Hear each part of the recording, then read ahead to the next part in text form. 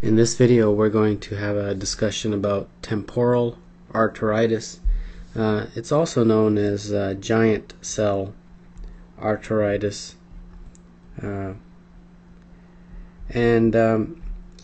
Let's get started with a picture.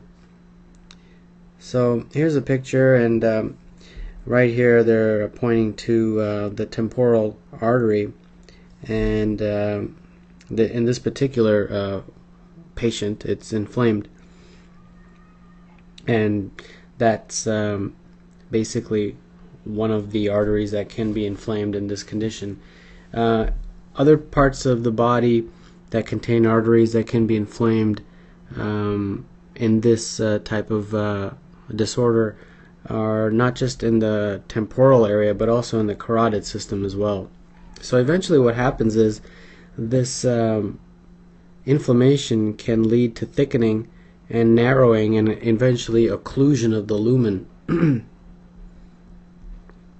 and that can lead to ischemia, and we'll talk about that a little bit later. So I just wanted to show you that picture to kind of illustrate what exactly is going on. So now let's talk about symptoms. So what are the symptoms of temporal arteritis? Well, there's some really non-specific ones, but then there's some very specific ones. So let's have non-specific and specific. Non-specific is something that can happen in many disorders, but specific you kind of pay attention to because that's what usually shows up on licensing exams, that kind of like key points or buzzwords type of things to look for.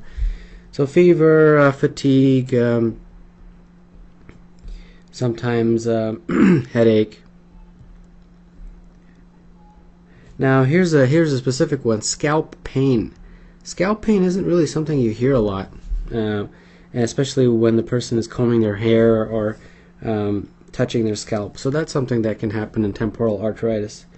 And then we have a lot of the vision-related symptoms that occur: diplopia, drooping of the eyelid, also known as ptosis, blurriness, blurred vision.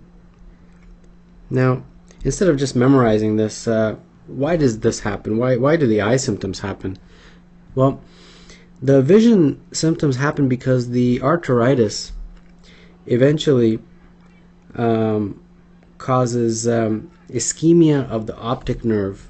So this is happening due to ischemia of the optic nerve. The blood supply to the optic nerve is being compromised because of the inflammation in the branch of the ophthalmic artery. So the ophthalmic artery is being affected, and that eventually leads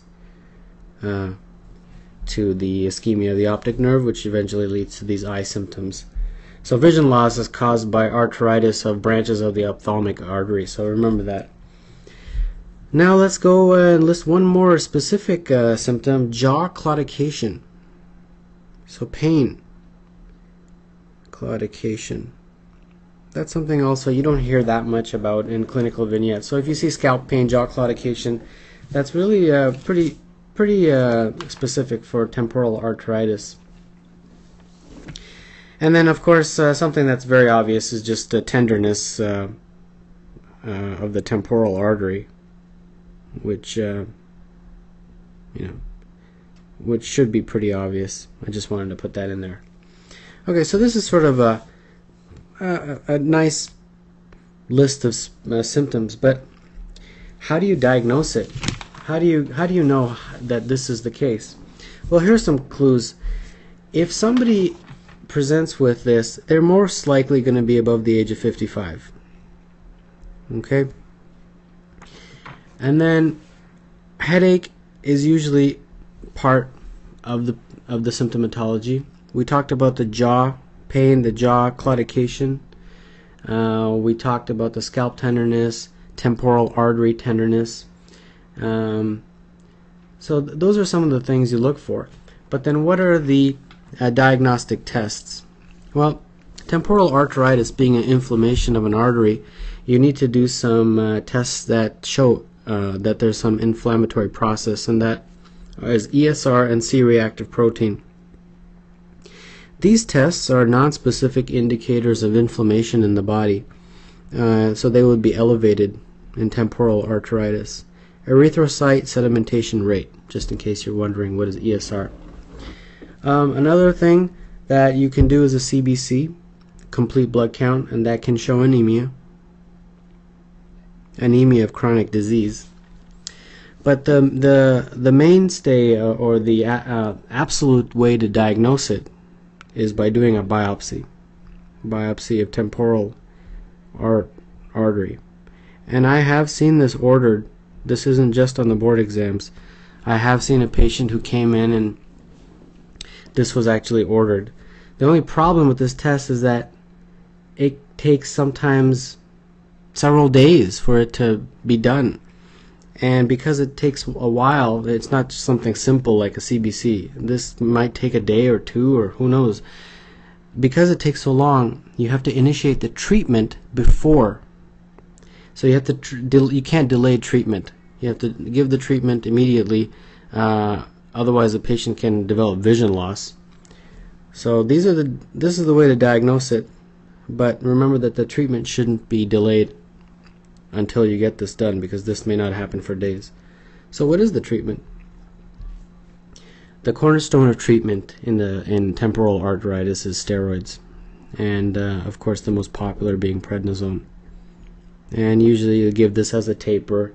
For those of you who don't know what a taper is, it's like 40 milligrams for like a few days, and then 30 milligrams for a few days, and then 20, and then 10, like that. Treatment can be weeks, sometimes it can be months, depending on the severity. I think where I even read that it can go on for 2 years, which seems very excessive, but that's what I read. Another thing, so this is the cornerstone. Another thing you give is aspirin, because aspirin can prevent ischemia,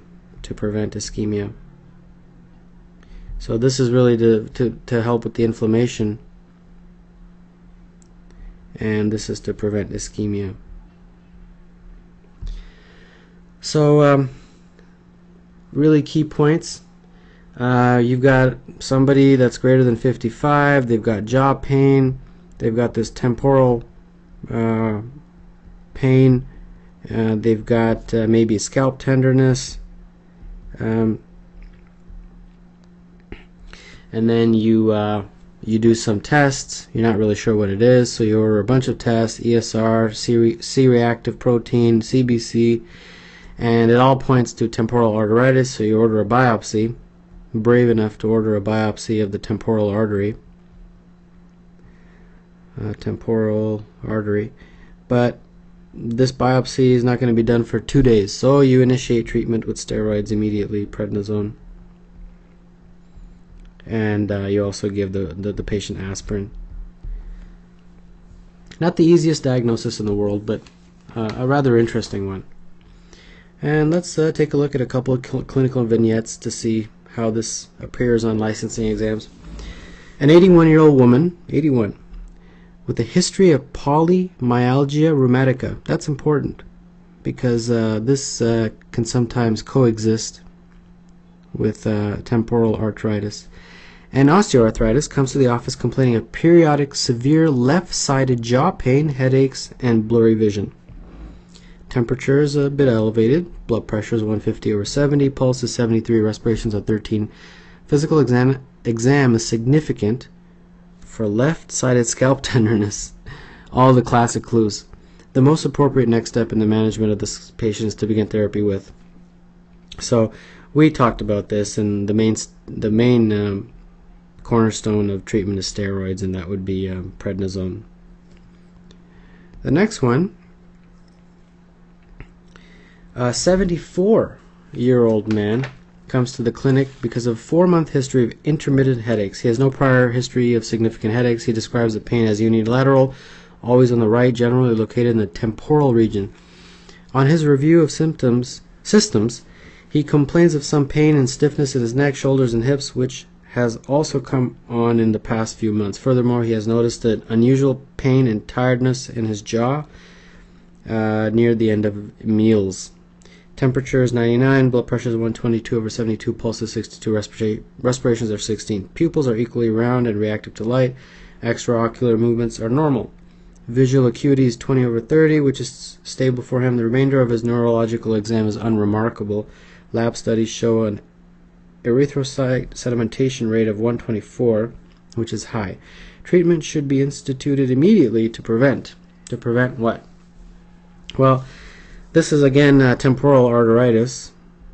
And if you remember, temporal arteritis because of the inflammation in that artery, it can cause narrowing and occlusion of the lumen, and that can lead to ischemia. Now, eventually, the arteritis can affect branches of the ophthalmic artery, which are nearby, and when that happens, you can get ischemia of the optic nerve. And ischemia of the optic nerve can lead to progressive vision loss. So the answer to this question, which wasn't able to fit in the answer choices, but the answer to this question was progressive vision loss, which is right here.